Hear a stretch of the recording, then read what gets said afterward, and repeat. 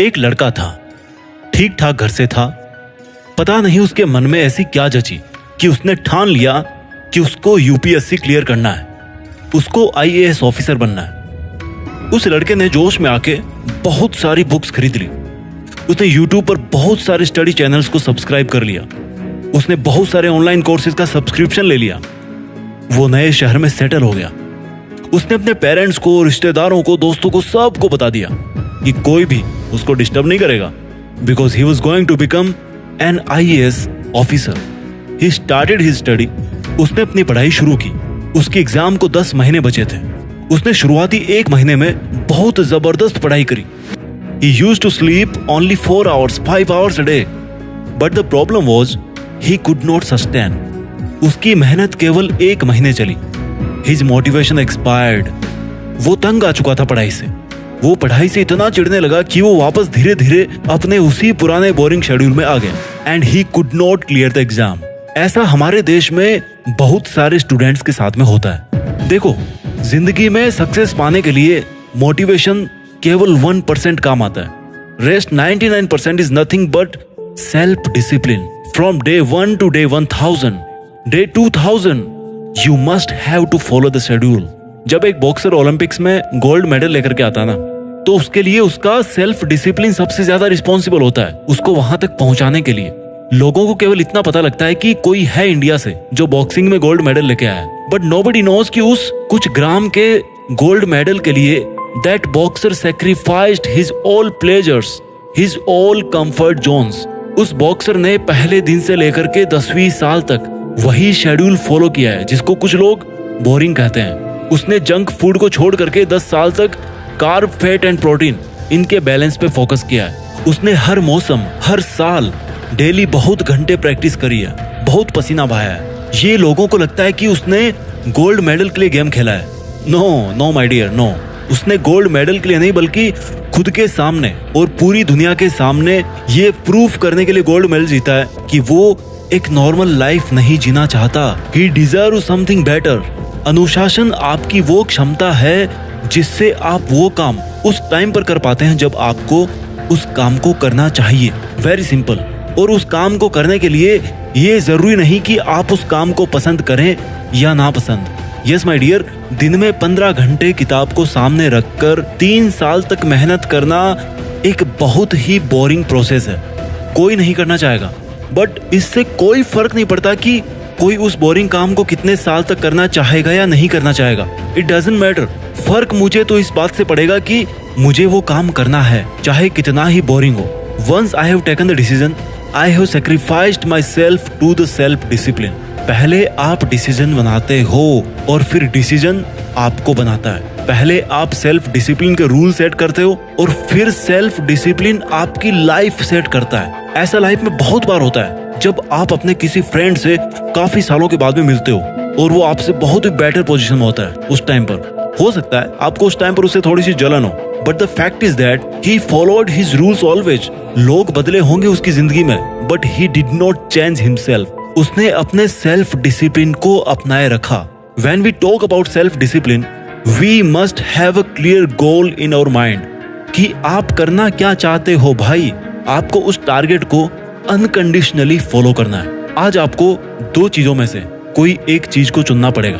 First is self discipline and second one is regret, अनुशासन या पश्चाताप। आप अगर अनुशासन चूज करेंगे तो आपको सफलता मिलेगी या नहीं मिलेगी इसकी कोई गारंटी नहीं है, बट इतना जरूर कंफर्म है कि कभी आप अपनी लाइफ में अगर पीछे मुड़ के देखोगे ना, तो आपको कभी पछतावा नहीं होगा।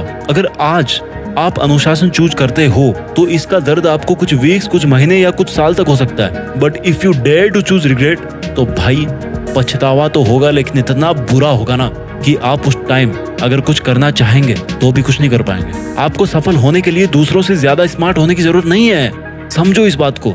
आपको सक्सेसफुल होने के लिए दूसरों से ज्यादा सेल्फ डिसिप्लिन्ड होने की जरूरत है। जब कोई आर्मी में भर्ती होता है ना, तो उसको सबसे पहला अगर कोई पार्ट पढ़ाया जाता है तो वो है सेल्फ डिसिप्लिन का। Discipline to perform his duty at any place, at any situation, at any cost. तब जाकर वी विन अ वॉर। और जो हमारी ये लाइफ है ना, this is also not less than a war. इसमें गोलियां नहीं चलती, खून खराबा नहीं होता, but a war is a war. और जिंदगी के इस युद्ध का असली विजेता बनने के लिए अगर आपको सबसे पहले कुछ सीखना है, that is only self discipline. Now question comes, how to become self discipline. Step number 1, सबसे जरूरी चीज है सेल्फ डिसिप्लिन को बनाने के लिए गोल सेटिंग। आपकी लाइफ का एक लक्ष्य निर्धारित कीजिए। आपको क्या लगता है आपको लाइफ में क्या करना चाहिए? आपको क्या लगता है कि कौन सी चीज आपकी लाइफ में सबसे ज्यादा जरूरी है? Is it your self respect? Is it money? Is it a job? और इज इट अ रिलेशनशिप? कोई भी आपका लक्ष्य हो, it doesn't matter. Step number 2, मुझे ये काम करना चाहिए। इस वाक्य से निकल के आप इस लाइन पे आइए कि मैं ये काम कर रहा हूं। द मोमेंट यू रियलाइज कि आपको ये काम करना चाहिए, you must not wait for anything. आपको अपने उस आइडिया पर काम करना शुरू कर देना है at that very very very first moment. जो रेस में सबसे पहले स्टार्ट करता है ना, उसके चांसेस भी ज्यादा होते हैं सबसे आगे रहने के, सब्जेक्टेड टू हिज परसिस्टेंस। यानी कि लगातार काम करने की जो आदत होती है ना, वही रेस में सबसे ज्यादा आगे आपको लेकर के जाती है। Step number 3, create a deadline. जब कोई रेस शुरू होती है तो जो दौड़ने वाला होता है उसके सामने एक टारगेट होता है कि वो रेस 100 मीटर की है या 10 किलोमीटर की है। उस रनर की तैयारी और माइंडसेट भी उसी तरह से होता कि वो अपने आप को मेंटली तैयार कर सके। मैंने बहुत पहले एक वीडियो में कहा था कि किसी भी काम को करने के लिए आपको उस काम को सबसे पहले अपने विचारों में करना होता है। सबसे बड़ा काम होता है किसी भी काम को करने का पहले खुद को ये समझाना कि मुझे ये काम करना चाहिए, मैं ये काम कर सकता हूँ या मैं इसी काम को करने के लिए बना हूँ। You have to win yourself, so you must set a deadline कि मुझे ये काम करना है और कितने समय में करना है। हो सकता है आपका लॉन्ग विजन हो 10 साल का, हो सकता है आप वहां पर 5 साल में पहुंच जाओ, बहुत अच्छी मेहनत थी आपकी, या हो सकता है आप 20 साल में भी ना पहुंचो, बट रफली you must set a target कि यार ये काम मुझे 10 साल में करना है। स्टेप नंबर 4, जब आपने एक बार बहुत बड़ा टारगेट सेट कर लिया तो अब आपको बार बार ये सोचने की जरूरत नहीं है कि आपको इतना बड़ा काम करना, आपको इतना बड़ा काम करना, आप कैसे करोगे कैसे करोगे। आपको केवल इस पर ध्यान देना है कि आज के दिन में मैं कैसे उस मंजिल के एक और कदम पास जाकर के खड़ा हो जाऊं।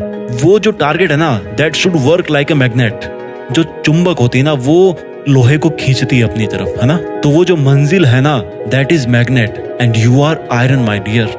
आपको केवल आज पर ध्यान देना है, आपको केवल आज का काम करना है। भगवान ना चाहे, बट हो सकता है हम में से कई लोग इस दुनिया में 10 साल बाद रहे ही ना, बट हमारे पास आज तो है ना। Step number 5, create habits as soon as possible.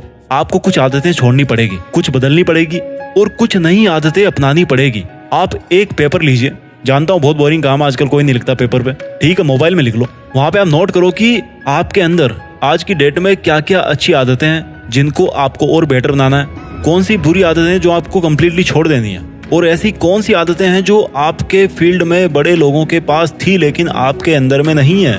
Because आपको अगर उस लेवल तक जाना है तो आपको अपनी आदतों में भी बदलाव लाना पड़ेगा। टिप्स नंबर 6, सबसे important, be responsible, be honest. आप चाहे दुनिया के सामने कैसे भी रहो, कैसे भी बनो, आप दुनिया को उल्लू बना सकते हो। You can cheat the world but you must not cheat yourself, because I'm once again saying that in this 800 crore people's world, you are just one who will be with you till your last breath. आप एकमात्र वो प्राणी है इस 800 करोड़ की दुनिया में जो आपके साथ में आखिरी सांस तक रहेंगे। तो क्यों खुद को उल्लू बना रहे हो भाई? स्वीकार कीजिए खुद के अंदर कोई कमी है तो मिलके बदलाव करेंगे ना यार, उसमें क्या दिक्कत है? चेंज लाने के लिए तो बैठे हैं यहाँ। Be honest and responsible, be self disciplined. आइए अपनी लाइफ में कुछ ऐसा करें जो किसी ने ना किया हो, जिसके लिए केवल आप बने हो और जो आपसे बेहतर और कोई नहीं कर सकता। अपना ख्याल रखिए और आगे बढ़ते रहिए। देश में खुद के साथ साथ दुनिया में भी हिंदुस्तान का नाम रोशन कीजिए। जय हिंद, वंदे मातरम।